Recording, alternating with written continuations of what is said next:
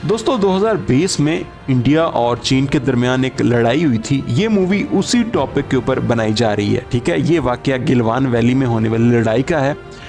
ये एक आम सरहदी लड़ाई नहीं थी, बल्कि चीन और भारत के दरमियान कई दहाइयों के बाद होने वाला सबसे खतरनाक फौजी टकराव था। मैं फिर कह रहा हूँ, ये जो मूवी है ये उसी एक रियल इंसिडेंट के ऊपर बनाई जा रही है।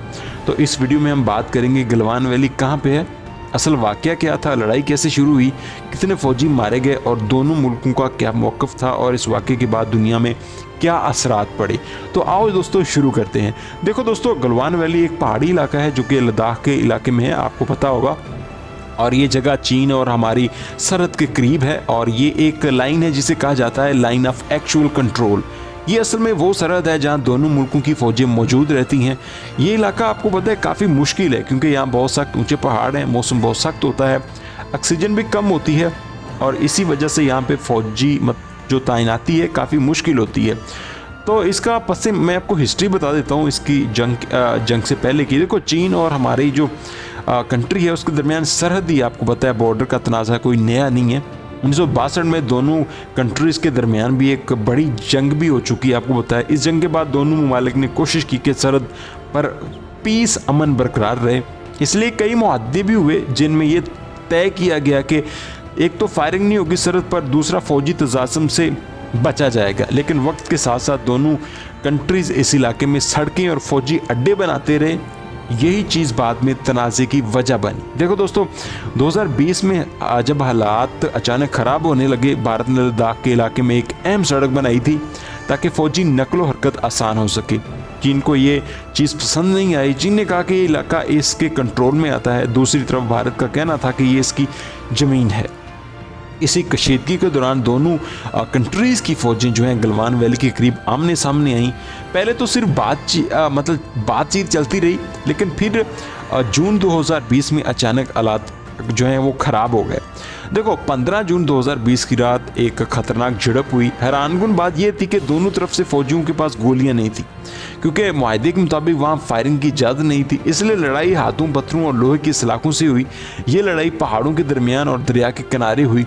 रात के अंधेरे में ये लड़ाई काफ़ी घंटे तक जारी रही। कुछ फ़ौजी भी दरिया में गिर गए, काफ़ी ज़ख्मी भी हो गए। और आपको पता है, भारत के तकरीबन इसमें 20 जो वो फ़ौजी हैं, वो आर्मी ऑफिसर जो हैं वो कामयाब हुए, आप कह सकते हो हलाक हुए। और चीन ने बाद में कहा कि इसके सिर्फ 4 सोल्जर जो हैं वो किल हुए हैं। लेकिन कई जो एक्सपर्ट्स हैं और उन्होंने कहा कि असल तादाद इससे ज़्यादा हो सकती है। ये वाक़या इसलिए भी अहम है क्योंकि 45 साल बाद पहली बार दोनों कंट्रीज़ के फ़ौजें सरहद पर एक दूसरे के मतलब कि वो लड़ाई हुई है और बिना गन्ने इस्तेमाल नहीं हुई। ठीक है, और इस वाक़े के बाद दुनिया भर में तशवीश फैल गई, क्योंकि चीन और भारत दोनों बड़ी ताकत सुपर पावर्स हैं और दोनों के पास एटमी हथियार भी हैं।